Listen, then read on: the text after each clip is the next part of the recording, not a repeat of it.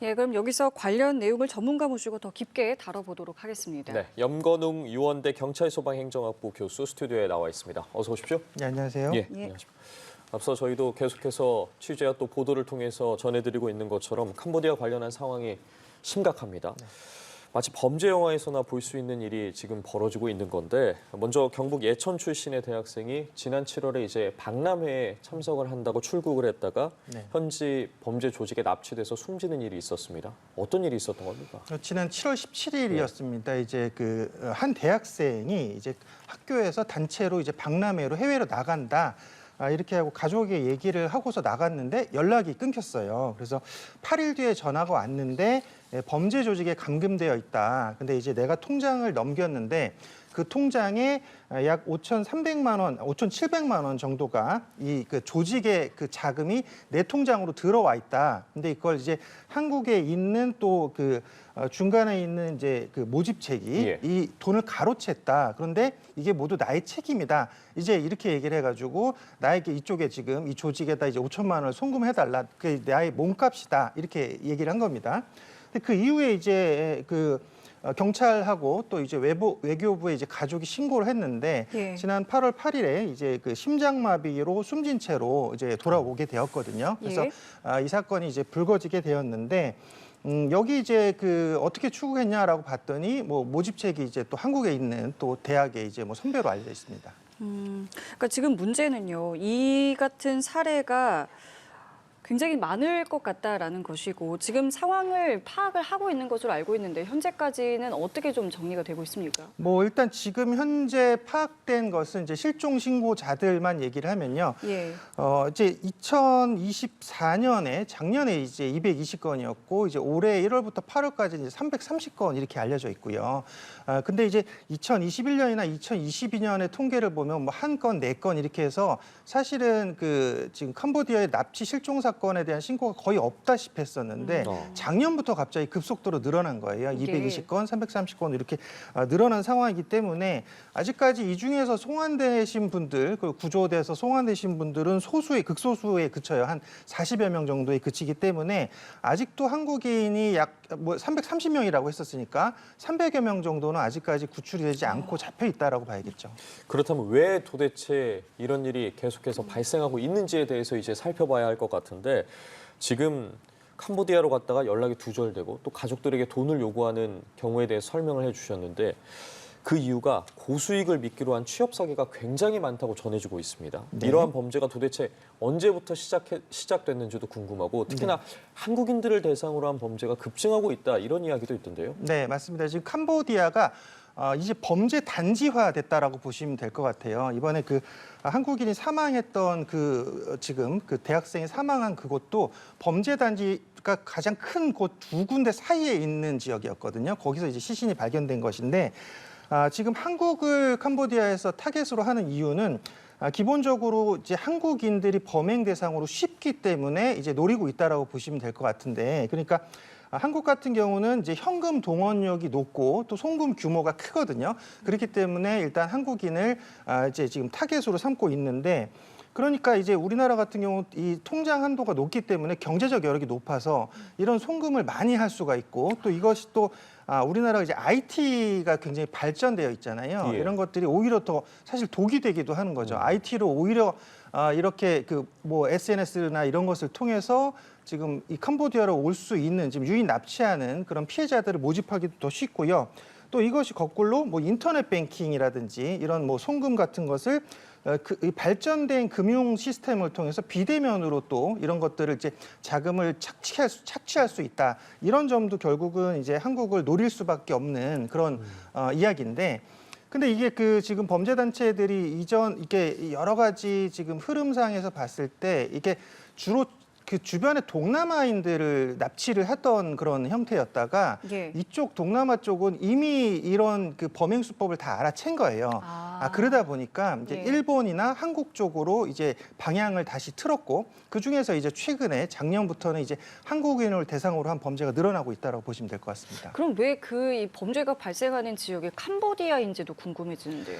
캄보디아가 한마디로 얘기를 하면, 그러니까 이 공권력이 제대로 작동을 하지 않는다라고 보시면 될 것 같아요. 그러니까 예. 지금 우리나라에서 물론 지금 외교부라든지 경찰의 대응도 상당히 미온적이고 늦었다라는 것은 부정할 수 없는 사실이거든요. 네. 근데 다만 우리나라에서 이제 공조 요청을 했을 때도 이 캄보디아에서 적극적으로 대응을 해주지 않아요. 심지어 거기는 지금 그러니까 예전에 과거에 보면 이게 중국의 자본이 이제 열로 흘러 들어갔었단 말이에요. 그래서 여기 카지노와 뭐 이제 뭐 도박장, 호텔 이런 것들을 이제 건설했었는데 이게 코로나 시국에 막혀버린 거예요. 그러다 보니까 중국에서 이제 투자가 끊겨버리고 그러니까 이제 그 안에서 이제 자생해야 되는 그런 상황이 되다 보니까 이 범죄 단체들이 여기서 이제 한 2022년 정도부터 그럼 어떻게 우리가 자생을 할까라고 했더니 지금 이제 뭐 보이스피싱이라든지 이 사기 범죄 쪽으로 집중을 한 거죠. 예. 그래서 거기서 이제 자생적으로 이제 계속적으로 성장해 온 상태에서 캄보디아 같은 경우도 지금 안에서 온라인 도박을 금지하게끔 중국이 압력을 넣었기 때문에 이런 여러 가지 특수한 상황들이 맞물리면서 캄보디아 내에서 어쨌건 이렇게 사기 범죄, 보이스피싱, 뭐 여러 가지 뭐 사기 사건들을 이제 국제적으로 하는 그 조직들이 발생하게 된 것이죠. 이렇게 캄보디아 피해 사례가 잇따르자 경찰에서 캄보디아의 코리안 데스크를 설치하기로 했습니다. 그러면서 국제 공조 수사 인력도 보강하기로 했는데 이 코리안 데스크라는 게 사실 영화에서만 좀 들어본 것 같거든요. 정확히 구체적으로 무엇이고 어떤 역할을 하게 되는지 설명을 좀 부탁드리겠습니다. 네, 그 해외 주재관이랑 또 다른 내용이에요. 그러니까 지금 전체 그 경찰이 해외에 파견된 것은 경감 이상급의 지금 고위 관리자들을 파견을 해요. 근데 이제 59명이 지금 전 세계에 이제 나가 있거든요. 근데 이 캄보디아 같은 경우는 경찰 해외 주재관은 단 한 명이 있습니다. 근데 지금 한 명이서 이런 업무를 처리하기는 굉장히 어렵고 진작에 사실은 이 해외 주재관도 좀 더 증언을 해서 파견을 했어야 되거든요. 이거는 안에 있는 내부 규정을 바꾸면 되는 것이니까 충분히 가능했던 것인데 이제 와서 일단 이 사건을 이제 해결해야 되는 그런 상황에 놓인 경찰 입장에서는 결국은 이제 코리안 데스크를 설치하기로 한 것인데요. 예. 이게 한인 범죄 처리 전담 경찰관이라고 표현을 하고요.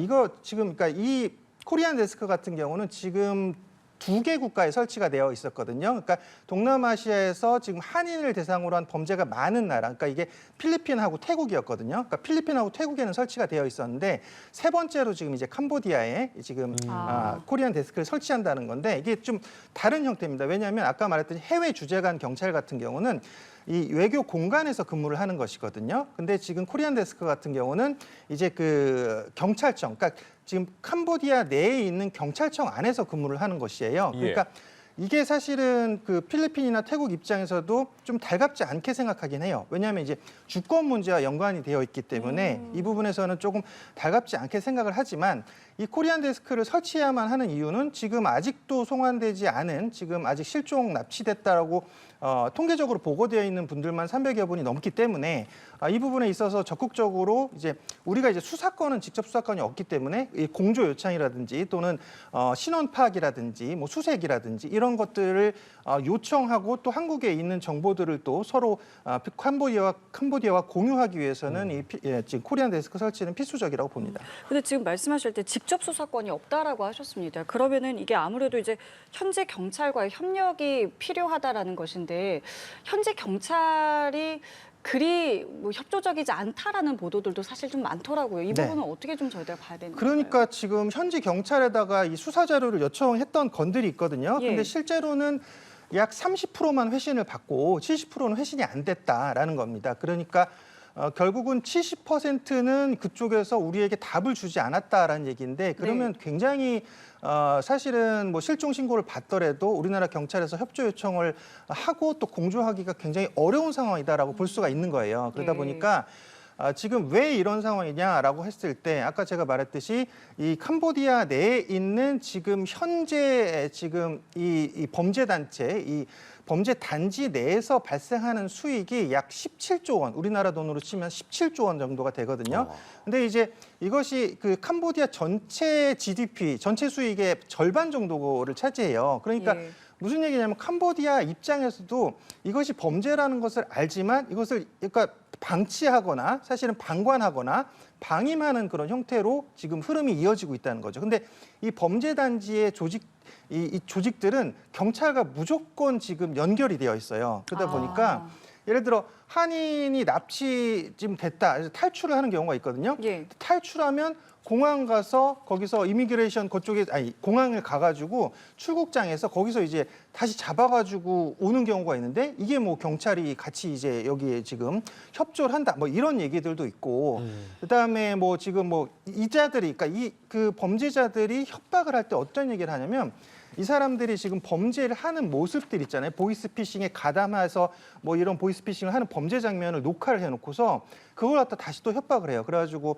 너 지금 범죄에 네가 가담을 했기 때문에 네가 제대로 일을 하지 않으면 우리 캄보디아 경찰에 오히려 넘겨버릴 거야. 이런 식으로 협박을 하기도 하거든요. 그러니까 예. 이런 여러 가지 증언들이나 정황을 봤을 때는 캄보디아 경찰은 사실은 이 범죄 단지의 뒷배경을 맡고 있다. 그리고 그 위에 윗선 상선들은 또 누구냐면 캄보디아에 있는 재력가나 또는 정치인들이 여기에 또 연루가 되어 있다라는 얘기들이 있어요. 왜냐하면 이 여기서 나오는 규모가 17조 원이라고 그랬잖아요. 그러다 보니까 지금 여기서 지금 굉장히 많은 수익들의 최윗선에는 고위 그 정치인이라든지 권력자라든지 또는 경찰이라든지 이런 사람들이 분명히 연결되어 있을 것이다라고 지금 추정이 가능한 대목이죠. 지금 어쨌든 공조를 받아야 하는 상황인데 공조를 받기도 어려운 상황이고 그렇다면 어쨌든 국제 수사나 뭐 외국인 범죄 담당하는 외사 경찰 인력도 필요한 상황인데 대통령실에서 캄보디아 한국인 범죄 관련해서 지금 관계부처 TF를 열었습니다. 신속한 송환을 위해서 조속히 대응을 하겠다고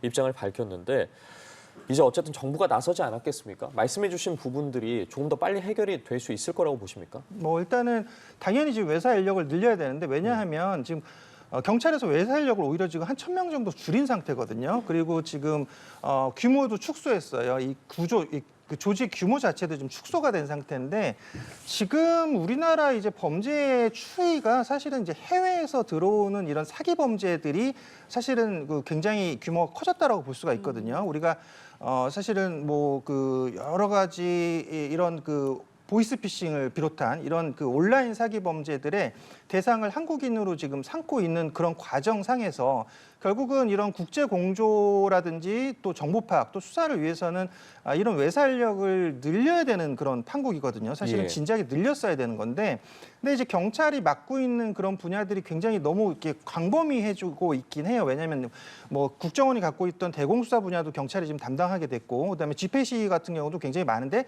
그런 것들도 기동대가 담당해야 되고 그다음에 또 뭐 지금 이번에 그런 뭐 외사 분야 이런 것들도 이제 맡게 되는데 또 이제는 검경 수사권 조정이 있다 보니까 지금 이제 검찰에서 없어진 수사권을 경찰의 국가수사본부가 맡게 되는 그런 중책을 맡게 되니까 이런 여러 가지 부분에서 경찰이 좀 과부하가 걸리긴 해요. 근데 그렇지만 제가 말했듯이 경찰의 주요 기능은 범죄 예방과 수사인데 이 두 가지 기능 중에서 이 외사 분야 특히나 이제 해외에서 우리나라를 타겟으로 하고 있는 이런 사기 범죄 근데 이게 심지어는 우리나라 그 지금 자국민들이 캄보디아에 가서 지금 고문까지 당해서 사망하는 그런 사건이 예. 발생했잖아요. 그러니까 이 사안은 굉장히 심각한 사안이다. 그래서 지금 외사 분야에 대해서 오히려 인력을 증원을 하고 이 부분에 대한 역량을 좀 더 키워야 되고요. 특히나 또 지금 캄보디아 같은 경우는 아까 말했듯이 지금 국제 공조가 지금 안 된다라고 제가 말씀을 드렸잖아요. 예. 그러다 보니까 이제 우리나라에서 지금 그 캄보디아에다가 이제 원조를 한 그 자금들이 있어요. 그게 약 한 4천억 원 정도의 규모의 자금이 있는데 이것을 지금 사실은 전 정권에서 빌려준 것을 이번 정권에서 활용을 해야 돼요. 그러니까 무슨 얘기냐? 우리가 그 공적 자금을 빌려줬으니까 이 부분에 대해서 압박을 해야죠. 그래서 그 부분을 통해서 지금 너희들이 우리가 요구하는 그런 지금 송환이라든지 수사라든지 수색 작업 뭐 이런 것들에 대해서 협조를 해라라고 강력하게 지금 압박을 해야 되는 그런 상황이라고 볼 수가 있는 게 왜냐하면 지금 동남아인들을 납치 감금해서 지금 보이스피싱에 활용하는 이런 형태였다가 지금 타겟층이 일본 또는 우리나라로 이제 바뀌었다라고 말씀을 드렸었잖아요. 그러면 결국은 이 한국인이 지금 우리나라에서 수익이 굉장히 많이 나는 상황이기 때문에 한국을 노리고 있다라고 하면은 우리나라 입장에서는 적극적으로 대응을 해야 되는데 이미 다른 나라들 대만 같은 경우도 이미 공조를 통해서 한 260여 명 정도를 송환했어요. 구조해내고 그다음에 네. 인도 같은 경우도 한 1,000명 정도를 구조하고 송환을 했습니다. 그러니까 이런 것들이 지금 다른 나라들이 다 강력하게 대응하고 있다 보니까 지금 그 캄보디아가 이런 나라들은 강력하게 대응하네. 근데 한국은 한국은 아주 지금 허술하구나 이렇게 생각을 해버리는 거예요. 그러니까 지금 한국인이 지금 이들의 메인 타겟이 된 상태거든요. 그래서 지금 우리는 그 외교적인 부분 또 경찰 수사와 공조하는 그런 부분을 모두 다 전방위적으로 압박하고 강력하게 대응해야 되는 그런 상황이라고 볼 수 있습니다. 그래서 정부에서도 일단은 그 TF 회의 열고 지금 어쨌든 송환을 위해서 노력하고 있는데 이런 조치들이 진행이 되면은 조금 더 어떤 움직임이 빨라질 수 있을 거라고도 보시는 겁니까? 그렇죠. 지금 사실은 그 캄보디아에서 신고를 하면 그렇다라고 해요. 내가 그 지금 납치되어 있는 사진이나 동영상을 전송해야지 경찰이 출동한다라고 해요. 그 말이 안 되잖아요. 내가 그렇죠. 납치된 상황에서 어떻게 셀카를 찍겠습니까? 이거 말이 안 되는 상황이에요. 예. 그러니까 그렇지 않은 상태에서는 그 출동하지 않겠다라고 하는 게 왜 그러냐면 이제 갔더니 뭐 제3자가 신고한 경우가 있었고 캄보디아 경찰 얘기로는 아니면 자발적으로 참여한 자들이 있었기 때문에 여기 가봤자 이 사람들이 부인을 한다. 나는 범죄 피해자가 아니다라고 이렇게 얘기를 예. 한다는 거죠. 그래서 사실은 그렇습니다. 여기 지금 그 안에 지금 우리가 납치돼서 감금된 분들도 있지만 예. 자발적으로 참여하는 사람들도 있다라고 알려져 있어요. 사실은. 그래서 이제 한인회 측, 캄보디아 한인회 측에서도 얘기를 하는 게 예. 우리나라 경찰에서는 이 안에서 가담하고 있는 사람들이 한국 사람 전체입니다. 이제 예. 그 2,000명 정도라고 보는데 한인에서는 한 5,000명에서 1만 명 정도가 있을 것이다. 이렇게 얘기를 하고 있어요. 그러다 보니까 사실 자발적 가담자든 아니면 거기서 뭐 지금 여러 범죄 피해를 당하고 있는 사람들이 결국은 여기서 고문을 받을 수밖에 없고 여러 가지 압박을 받을 수밖에 없으니까 이런 것들은 국제 공조를 통해서 적극적으로 구조할 수 있는 그런 예. 방안과 대책을 내놓아야 될 것 같습니다. 네, 알겠습니다. 지금까지 염건웅 유원대 경찰소방행정학부 교수와 함께했습니다. 고맙습니다. 감사합니다.